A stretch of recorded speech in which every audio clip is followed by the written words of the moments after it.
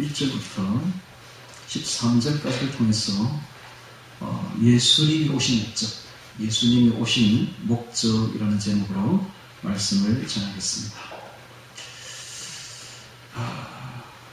갑자기 왜 성탄절인데 갑자기 왜 도피성 이야기를 하고 있는가 하고 의아해하실 것입니다. 보통 성탄절이 되면 예수님이 나신 마태복음 1장이나 누가복음 1, 2장을 가지고 설교하는 것이 보통인데 난데없이 신명기서를 가지고 신명기서를 가지고 왜 성탄절 설교를 하는가 하고 굉장히 의아하실 텐데 신명기 19장에 나오는 이 도피성은 예수님이 오신 목적을 분명하게 잘 드러내주고 있기 때문에 그래서 이제 19장을 보자 하는 것이고, 또 우리가 지금 신명기를 보고 있으니까 신명기 중에서 예수님이 오신 목적을 가장 명확하게 드러내고 있는 부분이 어딘가 보니까 바로 19장에 있는 도피성이기 때문에 이 제목을 택한 것입니다. 성탄절에 대해서, 크리스마스에 대해서 유래를 이렇게 살펴보면 주후 350년 교황 율리오 1세가 그 이방 축일을 보면서 12월 25일이 이방 신의 탄생 축일입니다.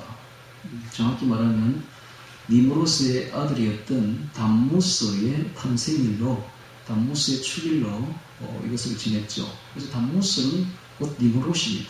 니무롯은 태양신이거든. 태양신의 축일로 지냈던 것이 이날이었어요. 12월 25일이었어요. 그래서 왜 12월 25일이었는가? 그 당시에는 해가 이제 짧아지다가 다시 길어지는 때가 동지인데 이 동지 개념을 잘 몰랐던 것 같아요, 당시에.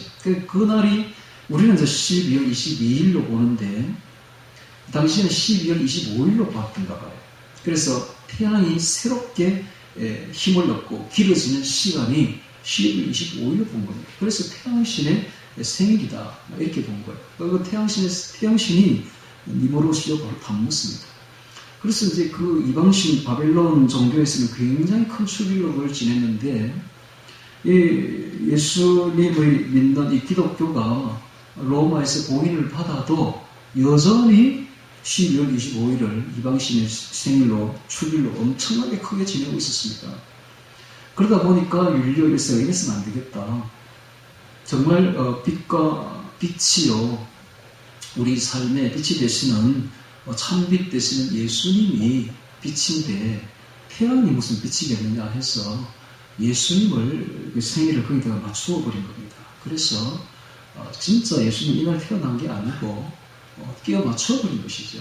그래서 이방신의 축일이 예수님의 탄생일로 그냥 둔갑되어 버린 것이 크리스마스의 유래입니다. 이게 로마 영감에 그대로 기록되어 있어요.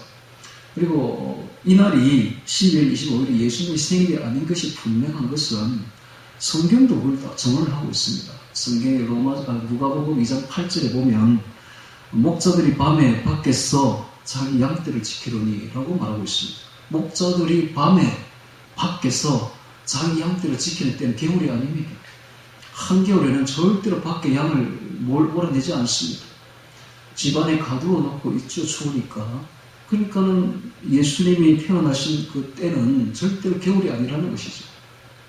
그래서 학자들은 보기를 5월달이 아닌가 혹은 10월달이 아닌가라고 보고 있습니다만은 예수님의 생일은 중요하지 않습니다. 왜 중요하지 않은가 하면 예수님은 삼위일체 하나님이십니다. 그분은 무시무종이에요. 무시무종. 태초의 상고애를 넘어서 무시무종, 시작도 없고 끝도 없는 분이에요. 영원하신 하나님. 그분이 태어난다는 게 말이 안 되는 이야기예요. 태어날 수도 없는 분이요. 또 죽을 수도 없는 분입니다. 그래서 그분은 탄생일도 없으며 길도 없어요. 십자가에 죽으셨다 3일 만에 부활하셨고 영원히 사시기 때문에 그분의 길은 없는 겁니다. 탄생일도 없는 거예요. 그런데 인간들이 예수님의 탄생을 축하한다는 것이 얼마나 말이 안 되는 이야기고 무모한 이야기인지는, 그분은 영원하신 분이고 탄생한 날도 없는데 인간이 어떻게 그 하나님의 생일을 축하한다는 말입니까? 말도 안 되는 이야기인 거죠. 그래서 참 예수님이 생일을 정한 것 자체가 말이 안 되는 이야기요.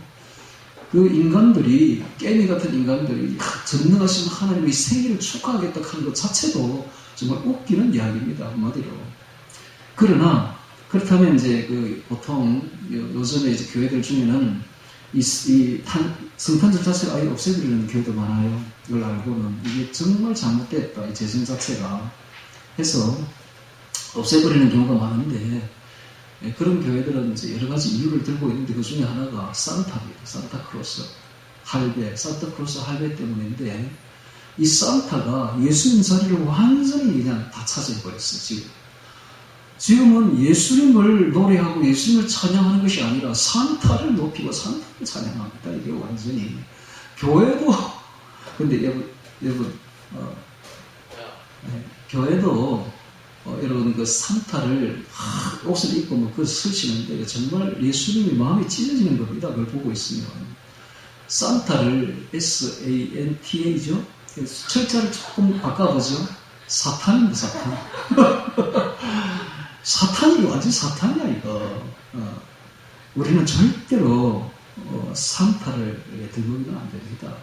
또 애들한테 산타 할아버지 선물 준다고 막 속여서도 안 되고요. 우리가 정말 우리 아이들한테 속여가지고 얼마나 지금까지 후회하는지 모릅니다.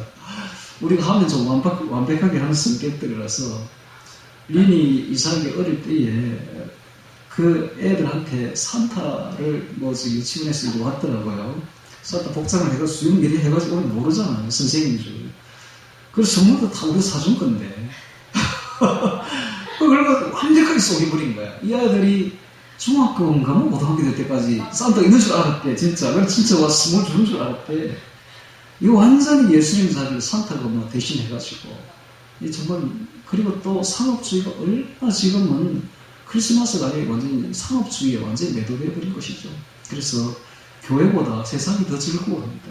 더 좋아. 어제는 위에가 또 오는데 차가 밀리고 못 올 정도예요.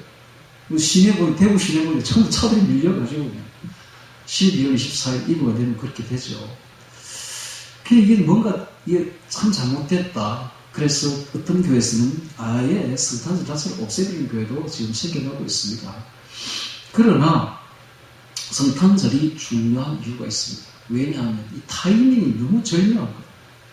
이건 한 해 마지막 주에 딱 있어가지고, 그리고 이 성탄절만 되면은 외부에 안 믿는 사람들도 다 교회를 좋아하고 교회를 찾아옵니다. 뿐만 아니라 안 믿는 사람들도 막 선물을 서로 나누고 용서하고 훈훈한 정을 나누는 정말 중요한 타이밍이 너무 좋아요. 그래서 가장 교회를 외부에 알리고 전도하기 좋은 때가 바로 성탄절이다 하는 것이죠. 뿐만 아니라 이 성탄절은 연말연시와 지금 겹치기 때문에 사람들이 한 해의 마지막이 되면 한 살을 더 먹게 되죠. 저도 엊그제 떡국 동지 팥죽을 먹으면서 새알을 먹었는데 먹으면서 이제 기억하죠. 한 살 더 먹는구나. 한 살을 더 먹는다는 것은 뭡니까? 죽음에 그만큼 가까이 다가왔다는 거예요. 우리는 정말 한 해를 보내면서 인생을 생각하게 됩니다. 우리는 어디서 왔으며 어디로 가는 것인가? 인생의 방향은 어디며 목적은 어디인가? 궁극적인 인생의 의미에 대해서 생각해 보는 것이죠. 그래서 정말 이 마지막 한 해를 보내면서 예수님의 오심과 우리 인생의 목적, 방향을 생각하는 것은 굉장히 중요하다. 그래서 이 성탄절은 타이밍이 너무 절묘하고 중요해서 이건 지켜야 됩니다. 지켜서 예수님의 탄생을 축하하는 것이 아니라 예수님이 오신 그 목적을 우리는 음미해 봐야 됩니다. 예수님 왜 이 땅에 오셨는가? 하는 사실입니다. 예수님이 왜 이 땅에 오셨고 예수님이 왜 이 땅에 오셔야만 했는지 오지 않으면 안 되었는지 그 의미를 우리가 되새겨 봐야 되는 것입니다. 자, 이제 성경을 보면서 도피성을 보면서 그 의미를 되새겨 보도록 하겠습니다. 19장 1절 봅니다. 내 하나님 여호와께서 이 열국을 멸절하시고 내 하나님 여호와께서 그 땅을 너에게 주심으로 내가 필경 그것을 얻고 그들의 각 성읍과 각 가옥에 거할 때에, 즉 가나안 땅을 얻을 때에 이 말이죠.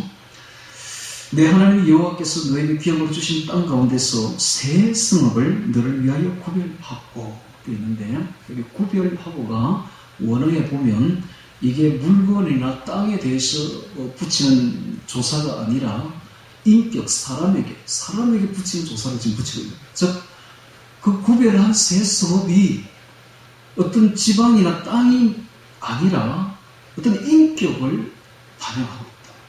그래서 그 새 성읍이 바로 도피성인데, 도피성은 곧 예수님을 분명하게 나타내주고 있는 것입니다. 그래서 이제 이 도피성이 뭔가 하면은, 보통 이 레위 지파가 제사장 지파인데, 레위인들에게는 48개의 성읍을 주셨습니다. 하나님이 전역에, 가나안 땅 전역에 48개의 성읍을 준 거예요. 그 중에서 6개가 도피성입니다. 그래서 6개의 도피성인데, 요단강을 중심으로 해서 좌측에 3개, 우측에 3개. 그래서 요단강을 중심으로 해서 동쪽에 3개, 서쪽에 3개, 이렇게 6개를 주었는데, 그 6개의 성읍이 균등하게 이렇게 분포되어 있습니다. 그래서 이렇게 치우치지 않아요. 그래서 어떤 살인자가 도피성으로 도피하려고 하면 가장 최단 거리로 갈 수 있도록 가장 가까운 곳에 도피성을 이렇게 6개를 분포를 시켜놓은 겁니다. 그래, 이것이 바로 도피성이에요. 도피성. 자, 3절에 보겠습니다.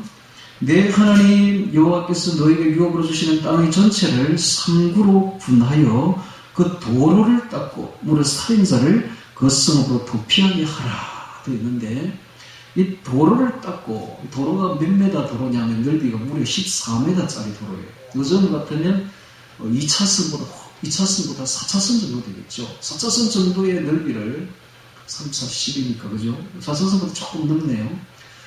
굉장히, 그 당시에는 굉장히 넓은 도로죠, 이게. 4차선 도로를 닦아야 되죠. 그 도피성으로 가는 길을. 근데 보통 도피성이 산 꼭대기에 있습니다. 그러니까 가는 길이 험하죠. 그러니까는 매년 12월만 되면, 이때쯤 되면 이스라엘 백성들이 다 꼭 연장을 들고 나와서 도피성을 보수를 합니다. 혹은 무너진 데는 없는가, 함몰된 데는 없는가, 돌뿌리는 없는가, 돌뿌리가 있으면 다 걷어 치워주고, 무너진 곳이 있으면 치워주고, 그 다음에 이제 팻말을 씁니다. 여기가 도피성이다. 도피성으로 가는 길은 여기다. 이렇게 이정표를 세워주죠. 이정표가 잘못되었으면 이렇게 방향을 잘 돌려주고, 이렇게 항상 보수를 해야만 했습니다.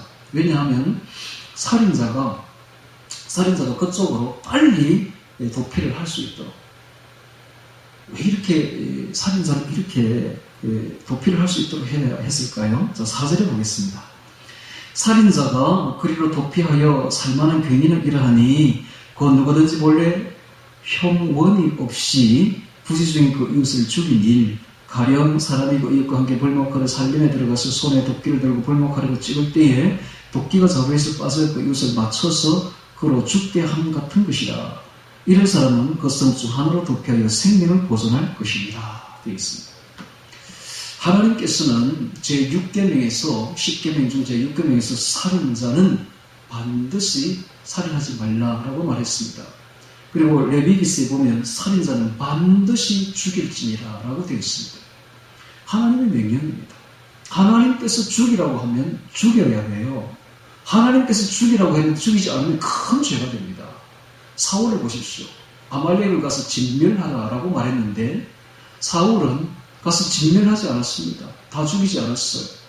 그러니까 그게 큰 죄가 되어서 왕위를 폐하게 됩니다. 하나님께서 하라 하면 해야 되고 하지 말라면 하지 말아야 돼요. 하나님께서 죽이라고 했는데 안 죽이면 그건 큰 죄가 됩니다. 그런데 이게 살인자는 반드시 죽이라고 되어 있습니다. 그래서 살인을 하면 과실치사든 원한으로 죽이든 무조건 그 살인자는 죽는 겁니다. 이게 하나님의 법입니다. 그래서 사람이 죽게 되면 그 가족이 있죠. 죽은 사람의 가족. 그 다음에 또 그 형제가 있습니다. 또 일가 친척이 있죠. 그래서 제일 가까운 사람, 그 죽은 사람과 제일 가까운 사람이 고엘이라고 합니다. 고엘. 이 고엘은 죽은 형제가 자식이 없이 죽으면 자식을 대신 낳아줘야 됩니다. 그 행수에게 들어갔어. 그 형제의 가계를 있게 해줘야 돼요.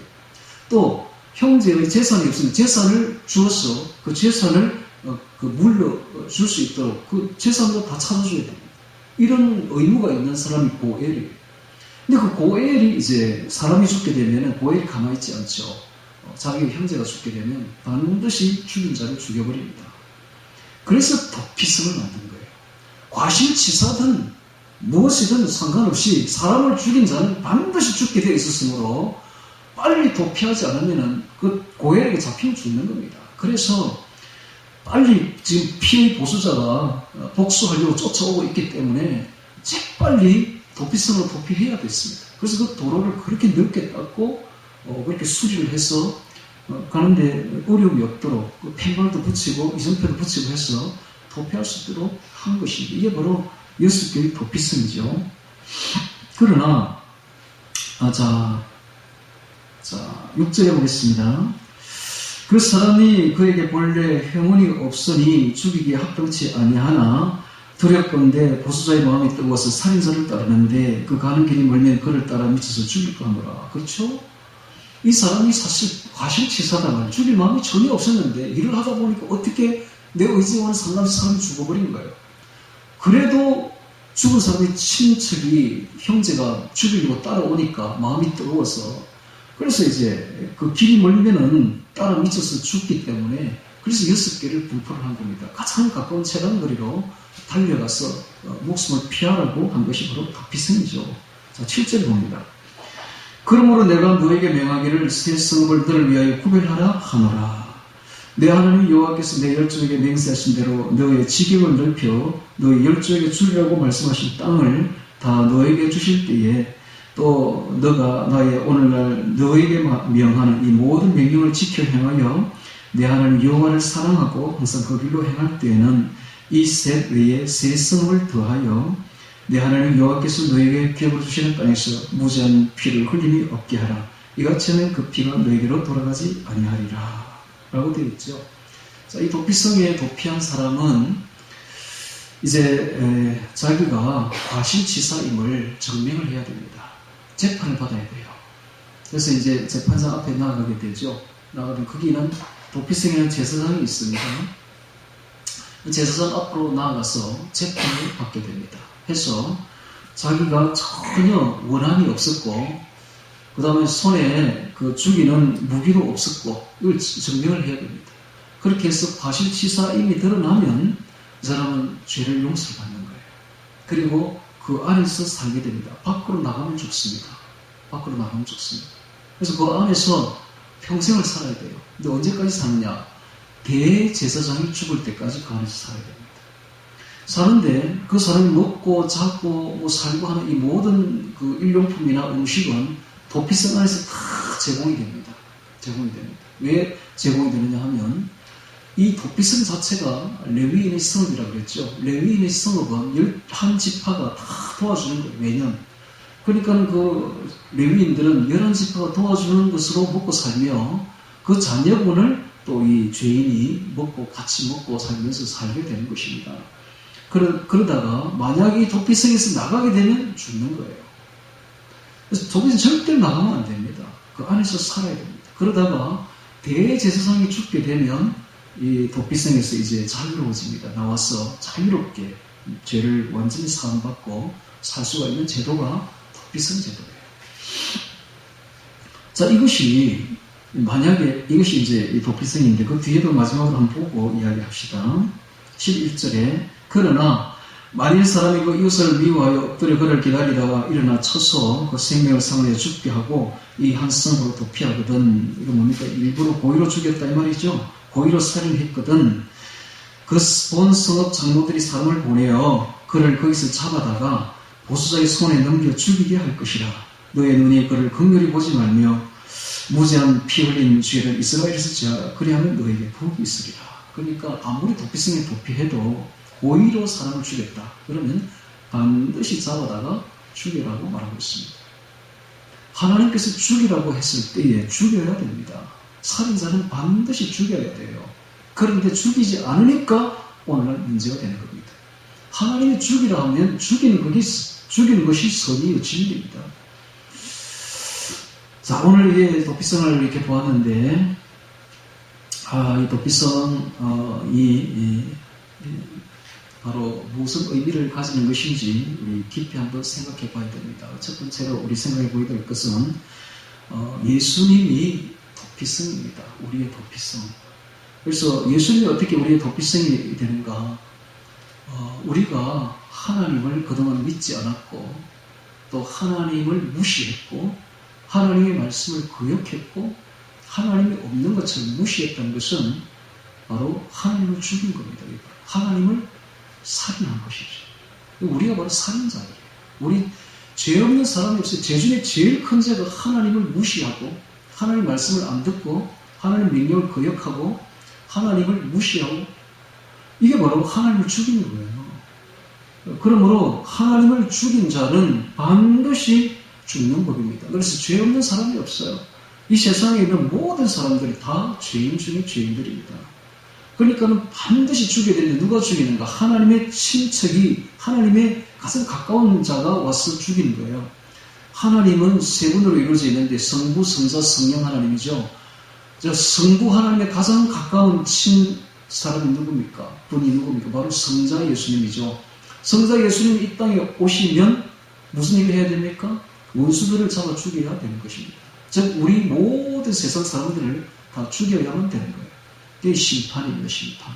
그래서 사람이 한번 죽는 것은 정한 것이고 그 후에는 심판이 있으니 심판받고 지옥에 들어가는 것이 사람의 정해진 것입니다. 그러므로 이 땅에 있는 모든 사람들은 하나님께서는 전부 다 죄인 중에 죄인들인데 죽으면 100% 지옥에 들어가는 겁니다. 심판받고 지옥에 들어가는 겁니다. 그래서 예수님이 심판하러 사실 이 땅에 오신 거예요. 그랬는데 오셔서 그분이 우리를 죽였느냐 하면 그렇지 않습니다. 오히려 자기를 죽입니다. 자기를 십자가에 못 박아 죽입니다. 아니 그분이 오셔서 우리를 죽여야 될 보수자가 왜 이 땅에 오셔서 우리를 왜 죽어주셨을까요? 이것은 우리 죄를 대신해서 자기를 영원한 단번의 제물로 바쳐서 죽어주신 겁니다. 이걸 신학적 용어로 영단번이라고 그래요. 영단번. 영원한 제사를 단번에 자기를 죽임으로써 돌려주신 것입니다. 즉 하나님이신 그분이 자신을 우리 죄물로 대신 죽어서 바쳐주신 것입니다. 이로 인해서 우리는 죄를 사함받는 근거를 얻게 된 거예요. 그래서 우리가 예수님 앞에 나아가서 죄를 구하면 예수님 우리 죄를 다 사해 주십니다. 그 다음에 아까 그 도피성에 보면 도피성이 그대로 예수님과 연결되는데 도피성에 보면 대제사장이 죽으면 그 안에 있던 죄인이 죄를 사함받고 밖으로 나와서 한가하는 게 된다. 뭐 되어 있었죠? 이 대제사장이 예수님입니다. 그래서 예수님 십자가에 죽으면 우리가 죄를 사함받고 자유롭게 된다는 것을 그대로 드러내고 있는 거예요. 그래서 예수님이 죽어서 우리가 죄를 사함받는 이것이 바로 도피성의 원리듯이 이 큰 은혜의 이야기죠. 그렇습니다. 우리가 예수님이 죽었기 때문에 우리가 죄를 사함받게 되는 것입니다. 또한 그래서 죄를 사함받는 것은 세상에 공짜가 없습니다. 죄를 사함받는 것은 우리 인생에서 가장 큰 겁니다. 우리 인생에서 제일 큰 일이 뭔가? 우리가 죄를 사함받고 지옥에 가지 않고 천국에 가는 것. 이것이 인생에서 제일 큰 거예요. 근데 이건 너무너무 대가가 커가지고 어떻게 값으로 환산할 수가 없는데 예수님이 그걸 자신의 몸을 죽여주심으로써 우리가 그걸 받게 되는 거예요. 세상에 공짜는 없는 거예요. 우리가 구원받는 것이 공짜로 받는 게 아니에요. 어마어마한 대가가 지불되는 겁니다. 예수님이 자기를 죽이는, 자기를 몸을 제물로 바쳐드리는 대가가 있었기 때문에 우리가 죄를 사함받는 것이지 이게 그냥 되는 게 아니에요. 이걸 알아야 됩니다. 그 다음에 이 참 도피성을 보면 여러 가지 우리와 예수님과의 관계를 알 수가 있는데 도피성 안에 있을 때는 절대로 아까 밖으로 나가면 안 된다 그랬죠. 제사장이 죽기까지는 그 대제사장이 죽기까지는 제사장과 함께 그 도피성 안에 있어야 돼요. 그 도피성 안에는 제사장이 있습니다. 제사장은 바로 예수님을 뜻합니다. 그럼 죄 지은 사람은 도피성에 피한 사람은 그 제사장과 함께 살아야 돼요. 평생을 살아야 됩니다. 밖으로 나가면 죽습니다. 밖으로 나가면. 이게 무엇을 의미할까요? 참, 이 부분에서 제가 은혜를 참 많이 받았는데요. 제가 한 번은 우리 집에 갔더니 그 사모가, 제 아내가 TV가 아니고 인터넷에서 TV에서 나오는 프로 이름을 잘 모르겠는데 거기 나오는 이혼에 대한 이야기를 하고 있는 프로였는데 여기 보니까 선우은숙하고 이영하가 이혼을 했는데 이분들이 이제 한 시간이 지나가지고 방송국에서 다시 이제 좀 이렇게 만나게 해주는 그걸 그대로 리얼하게 촬영해서 보여주는 그런 장면들이 있었습니다. 그래서 만나는데 선우은숙은 이제라도 내 남편이 돌아와서 단 10분이라도 자기와 함께 마음을 같이 해줄 줄 알았는데 끝까지 이영아는 같이 안 하는 거예요. 왜 결혼했죠? 그런 결혼 왜 하죠? 신혼 첫날부터 이영아는 자기 친구하고 밤새도록 술이 뜨게 되도록 술을 마시고 들어오지도 않고 새벽녘에 들어와가지고 이런 사람이에요. 평생을 그 아내에게 가슴에 못을 박게 한 거예요. 이 결혼 생활이 아닌 거예요. 이런 시가 있죠. 서정주에 이제는 돌아와 거울 앞에서 내 누님같이 생긴 거지요. 내 누님이 젊었을 때는 그렇게 돌아다니다가 세상을 이제는 돌아와서 거울 앞에서 그래 돼야 돼요. 이제는 돌아와 주님 앞에 서야 돼요. 우리가. 그게 신앙생활입니다. 아직도 세상에 할 일이 많아가지고 바쁘게 돌아다니고 아직도 신앙생활 첫 발자국도 아직 안 뗐고 정말 신앙생활이 뭔가 하면 세상에 있는 모든 것이 의미 없다는 걸 알고 다 끊어내버리고 주님 앞에 돌아와서 주님과 함께 조용히 지내는 것. 이게 바로 진짜 신앙생활인 것입니다. 이제는 도피성 안으로 주님이 우리 도피성이니까 도피성 안으로 들어가서 제사장이신 예수님과 함께 오손도손 이제 지내는 것. 정말 주님과 함께 있는 것. 이게 신앙생활이에요. 함께 있는 것. 그래서 제가 선우은숙하고 이영하의 이야기를 들으면서 제가 무릎을 쳤습니다. 바로 이거다. 이게 바로 신앙생활이다. 이게 바로 신앙생활이다. 신앙생활이 다른 게 아니에요. 예수님 바라는 게 다른 게 아니에요. 뭘 큰 걸 바라는 게 아니라 그냥 마음을 다해서 내 앞에 좀 앉아있어 말아야 됩니다. 나랑 같이 좀 한 자리에 있어 보자. 제발 나하고 좀 같이 시간을 보내보자. 이거예요. 예수님 바라는 게 바로 이겁니다. 그런데 우리가 그렇게 안 하는 거예요. 세상에 무슨 할 일이 그렇게 많은지. 세상에 욕심이 너무 많아. 세상의 물욕 때문에 이끌려가지고 평생을 분주하게 돌아다닙니다. 이런 말이 있죠. 욕심과 함께 명이 같이 떨어진다. 명과 욕심이 같이 떨어진다는 말이 있죠. 죽는 그 순간까지 세상의 욕심이라 그냥 돈 욕심, 물질 욕심으로 가득 차 있는 거예요. 그러니까 한 번도 예수님께 돌아온 적이 없는 거예요. 그 마음이. 그게 바로 우상입니다. 그게 바로 우상. 예수님이 제일 싫어하는 게 바로 그거예요. 이 크리스마스까지 세상에 성탄절까지 산타가 들어와가지고 회방을 놓고 있는 거예요. 예수님과 오손도손 할 사이가 없는 거예요. 도대체가. 세상에 있는 물욕과 정욕과 명예욕에 이끌려서 분주하게 돌아다니느라고 그 우상 숭배하느라고 예수님과 한 번도 자리를 같이 해본 적이 없는 거예요. 이게 바로 우리의 현실입니다. 그래서 진정한 신앙생활은 뭔가? 진정한 신앙생활은 뭔가? 제가 며칠 전에 기도하면서 이런 기도를 드렸어요. 기도를 드리니까 하나님 이렇게 주님이 저에게 이런 말씀을 주셨어요. 일전에 한 열흘 전에 어떤 일이 있었냐면 저희의 셋째 형이 한의원을 하고 있었는데 40년인가 한의원을 했다지 않아?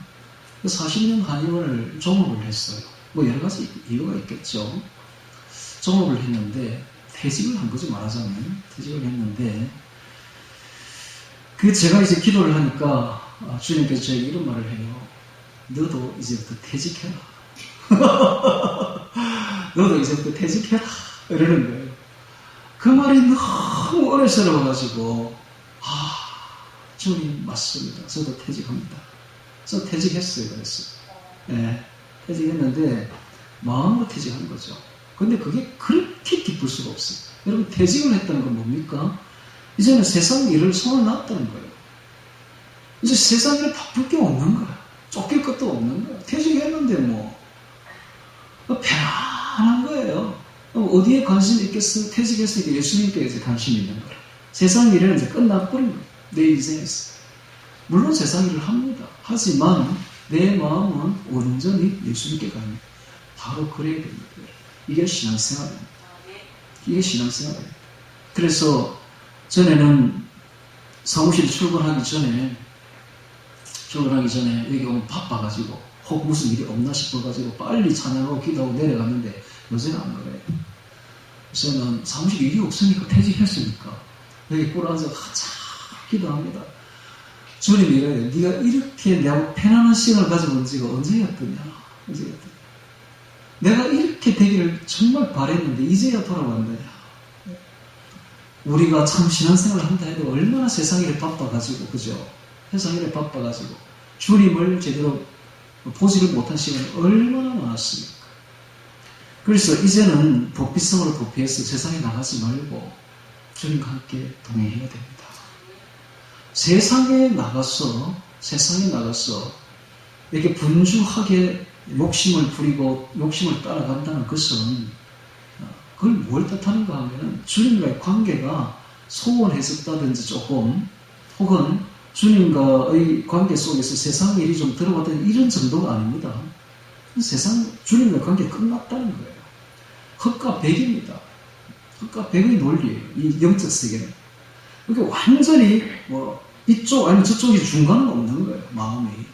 우리가 세상으로 나간다는 건 완전히 주님과 결별을 하고 세상으로 나가는 걸 뜻합니다. 완전히 끊어진 거예요. 예수님과. 그래서 예수님께 돌아오려면 세상을 완전히 끊어야 돼요.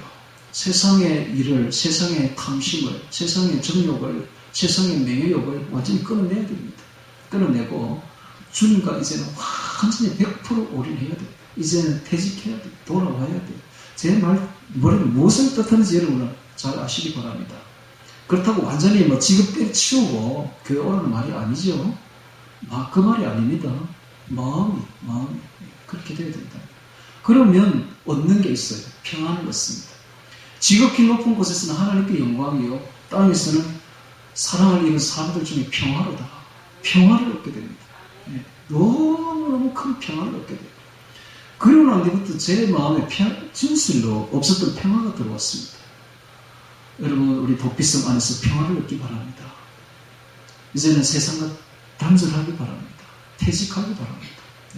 이제는 돌아와 주님 앞에 앉기 바랍니다. 이제 오직 주님만 바라보기 바랍니다. 이게 결혼 생활이에요. 결혼 뭐하러 합니까? 바쁘게 옆에 있는 아내도 보지 않을 거면서 뭐하려고 아내를 데려두었습니까? 아내가 집에 들어온다는 것은 그 아내와 함께 있는 시간이 즐겁다는 거예요. 그게 기쁘다는 거예요. 심수봉의 노래 이런 말이 있죠. 여자는 항구, 남자는 배, 이런 말이 있습니다. 남자는 바쁘게 돌아다니는 거야. 언제나 쉴 틈이 없어. 마음이 쉴 곳이 없습니다. 그러다가 집에 들어오면 아내가 있습니다. 아내와 같이 있는 그게 편안한 거예요. 그 기쁨으로 사는 거예요. 그 아내가 그냥 있으면 줘도 돼. 옆에 있는 것 자체가 평안이요 기쁨입니다. 똑같습니다. 예수님과 우리와의 관계 결혼생활입니다. 주님과 함께 있는 게 우리의 기쁨이요 평안입니다. 할렐루야. 바쁘게 돌아다니지 마세요. 왜 바쁩니까? 욕심 때문이지. 욕심 때문에. 좀 더 돈을 많이 벌어야 되겠다. 혹은 내 이름을 좀 더 세상에 더 많이 내야 되겠다. 그래서 여기저기 가입하는 거 아닙니까? 로타리 클럽, 라이언스 클럽, 청실에 가입하는 거 아니에요? 그래가지고 세상 사람들하고 어울리다 보면 참 바쁩니다. 그죠? 참 바빠요. 세상 사람들이 너무 모임도 많고 해합도 많고 바쁘고 술자리도 많고 그래 인생을 바쁘게 한 해를 살아온 거예요. 그게 결코 인생의 의미가 아닌 것입니다. 인생의 의미는 예수님께 있습니다. 할렐루야. 우리 생명의 주인은 예수님입니다.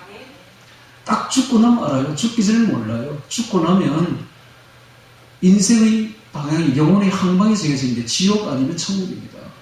예수님을 믿었던 사람은 천국이요. 믿지 않았던 사람은 지옥입니다. 왜? 인간은 100% 흉악한 죄인들이니까. 하나님 볼 때는 살인자들이니까. 전부 다 죄인들이에요. 하나님을 무시하고 하나님을 안 듣고 예수님을 믿지 않았던 그 죄는 제일 큰 죄인 것입니다. 그러므로 100% 지옥에 들어가는데, 그래서 예수님을 만나고 예수님을 믿고 예수님을 영접하고 내 주인으로 예수님과 함께 사는 것이 가장 인생에서는 중요하다 이 말이에요. 인생의 의미는 바로 여기 있습니다. 주님과 동행하는 데 바로 있습니다. 그래서 우리가 이 도피성 안으로 들어와서 주님과 함께 생활하는 것, 이게 얼마나 중요한지 몰라요. 자, 이것이 바로 도피성의 가장 큰 의미가 되겠습니다. 그래서 예수님께서는 이 도피성에 보면 나중에 또 다른 성경에서 이런 말이 있어요. 이 도피성에 피할 사람들을 이제 이야기를 할 때에 이방인들도 들어와도 된다 하는 거예요. 이방인들. 그리고 이방인으로서 거기에 거류하는 자들도 도피할 수 있도록 해라라고 말합니다. 즉 하나님은 유대인들뿐만 아니라 세상 모든 사람들이 다 도피성 안으로 도피해 들어오기를 바라시는 것입니다. 예수님은 바로 우리의 도피성입니다. 그래서 예수님이 실제로 오셔서 보여주시는 그 현장들을 보면 이렇습니다. 로마 백부장의 하인이 죽어갈 때에 예수님이 그 하인을 고쳐주셨습니다. 병을 고쳐주셨습니다. 그래서 이방인들도 예수님의 은혜 속에 있다는 것을 보여줍니다. 그 다음에 수가성의 여인을 만났을 때입니다. 수가성의 여인은 남편을 5이나 갈아치운 여자를, 지금도 같이 살고 있는 남자가 새파랗게 젊은 남자를, 결혼도 안 하고 살고 있어. 그래도 사람들에게 손가락질 받죠. 여자는 그 동네에서 완전히 손가락질 받고 따돌림 당한 여자입니다. 그래서 아침에 물 들어오지 못하고 한낮에 정오에 다들 잘 때에 오침을 할 때, 그때 이제 슬그머니 사람들이 눈을 피해서 우물에 물 들어온 거예요. 그런 여자도 예수님은 받아주시고 그 여자에게 영원히 목마르지 않는 물을 주신 거예요. 생물을 주신 것입니다. 바로 주님을 주신 것이죠. 영혼의 생수를 주신 것입니다. 뿐만 아니라 예수님은 현장에서 간음하다가 잡혀온 여자도 용서해 주셨습니다. 바로 예수님의 도피성이죠. 그 여자는 예수님이 없었다면 그날 거기서 바로 돌에 맞아 죽는 것이죠. 예수님이야말로 우리의 진정한 도피성입니다. 유대에서는 문둥이들은 가까이 오지 말라고 하고 가까이 오면 돌을 던져 칩니다. 쳐서 죽여버립니다. 그런 문둥이가 예수님께 왔을 때에 예수님은 심지어 그 얼굴에 손까지 대어주십니다. 그 문둥이 얼굴에 손을 대면 없는데 그 당시에는 손을 대어주십니다. 그리고 깨끗하게 고쳐주십니다. 아무도 가까이 하지 않는 문둥병 환자를 예수님은 품에 안아주시고 손을 대어주시고 낫게 해주실 것입니다. 그 문둥병 환자에게 있어서 도피성은 바로 예수님이시죠. 이와 같이 소외되고 이 세상에는 강도 만난 자, 환난 만난 자가 수없이 많습니다. 수없이 많습니다. 지금 잘 나가는 연예인들이라 할지라도 그 내부에 들어가면 너무너무 어렵고 고독하고 죽고 싶고 정말 환난 만난 자요, 강도 만난 자들밖에 없는 거예요. 이 세상은. 그래서 이 세상은 도피하고 싶은 사람들로 꽉 가득 차 있습니다. 도피처가 어디입니까? 바로 교회입니다. 교회가 그들의 도피처가 되어줘야 됩니다. 정말 그들이 저기 가면 살 것 같아요. 저기 가면 병이 나을 것 같아요. 저기 가면 내 이 큰 문제가 해결될 것 같아요. 저기 가면 나의 모든 것을 해결해 줄 것만 같아요. 라는 마음이 들어야 되는 거예요. 그런데 참 놀라운 사실은 교회가 문을 활짝 열고 있어야 되는데 교회가 문을 닫고 있다는 사실입니다. 가장 방해가 예수 믿는 사람들이 가장 방해예요. 불신자들이 교회 안에 들어와서 문제를 해결받고 자기의 문제를 씻음 받아야 되는데 가장 걸림돌이 누구냐? 바로 예수 믿는 사람들이 걸림돌이에요. 예를 들어 볼까요? 베드로가 옥에 갇혔습니다. 천사가 와서 옥문을 열어줍니다. 그것도 3개나 열어줍니다. 쇠문을 3개나 열어주고 쇠사슬을 벗겨줍니다. 3개나 옥문을 열고 밖으로 나왔어요. 나왔는데 교회 가니까 교회 문을 딱 걸어 잠그고 있는 겁니다. 옥문을 열고 나온 베드로가 정작 들어가야 될 교회는 문을 걸어 잠그고 있는 겁니다. 오늘 우리가 그렇지는 않은지 자신을 돌아봐야 됩니다. 예를 들면 이런 거예요. 중풍병자의 친구를 예수 믿게 데려가려고 어깨에 4명의 친구들이 침상을 들고 갔더니 예수 믿는 사람들 때문에 못 들어가는 거예요. 얼마나 방해를 하는지, 얼마나 많은지 도저히 이 사람들이 막 꽉 들어차가지고 도저히 들어갈 수도 없는 거예요. 그래서 지붕으로 올라가서 지붕을 뜯어가지고 침상채로 그 중풍병 환자를 예수님께 내려보냈지 않습니까? 이건 뭘 뜻합니까? 교회에 들어가고 싶은데 예수 믿는 사람들 때문에 방해가 돼서 못 들어간다는 거예요. 오늘 우리가 마음의 문을 꽉 닫고서 아무도 들어오지 못하게 한다면 바로 이 방해꾼들이 되는 겁니다. 마음을 오픈해야 돼요. 교회는 문을 열어야 됩니다. 우리 한 사람 한 사람이 다 교회가 되어야 됩니다. 마음을 오픈해야 됩니다. 열어야 됩니다. 그래서 우리가 걸어다니는 도피성이 되어야 됩니다. 우리 스스로가 예수님의 도피성이듯이 우리 스스로 한 사람 한 사람이 많은 사람들의 도피성이 되어줘야 됩니다. 우리에게 와서 힘을 얻게 걸어다니는 그늘이 되어줘야 되고 도피성이 되어줘야 되는 것입니다. 오늘 말씀을 마치려고 합니다. 예수님께서는 이 땅에 오셔서 진정한 도피성이 되어주셨습니다. 우리 모든 주인들의 도피성이죠. 예수님께 가면 삶을 얻고 생명을 얻습니다. 그와 같이 우리들도 작은 예수가 되었어. 예수님을 따르는 우리들도 이 세상에 있는 강동하는 자, 환난하는 자의 이웃이 되고 도피성이 되어서 그들의 그늘이 되어주기를 바랍니다. 그래서 가장 우리가 오늘 말씀에서 다시 한번 시행해 봐야 될 것은 도피성이 일단 들어오면 다시는 나가면 안 됩니다. 나가면 죽는 거예요. 마찬가지로 예수님께 들어온 우리들은 다시는 예수님 밖으로 나가지 말아야 됩니다. 말씀과 기도로 늘 주님 안에 주님과 함께 있는 생활을 해야 됩니다. 예수님은 그걸 바라시고 계셔요. 그런데 우리는 예수님 안에 있다고 말만 했지만 한 번도 예수님 안으로 들어와서 예수님과 함께 조용히 앉아 있어 본 적이 없는 거예요. 이제는 그러지 마시고 12월 25일입니다. 이제 한 해는 지나가고 21년이 이제 시작됩니다. 21년 한 해는 이제는 돌아와 거울 앞에서 내 누군지 되기 바랍니다. 이제는 퇴직하기 바랍니다. 이제는 세상 퇴직하시고 주님 앞에 와서 조용히 주님과 함께 앉기를 바랍니다. 주님이 바라시는 게 그거밖에 없어요. 뭘 큰 걸 바라는 게 아니에요.